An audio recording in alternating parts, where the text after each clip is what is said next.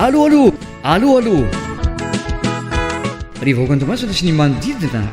ankalaza ny fadimbe vaopolotona namoana ny diska 45 toro kayamba koa manasany tsaina jiaby hanotrona ny lanonana iarahana amin'ny kayamba tena izy ny zoma fadimbe roapolo ny volana aprily ho avy izao ao amin'ny tranobe ny masova manomboka amin'ny enora ariva hanatrika ny fampisehoana iarahana amin'ireo artiste ao anatin'ny kayamba tena izy hahitanao ireo mpanakanto maro avy amin'ny lavalony nosy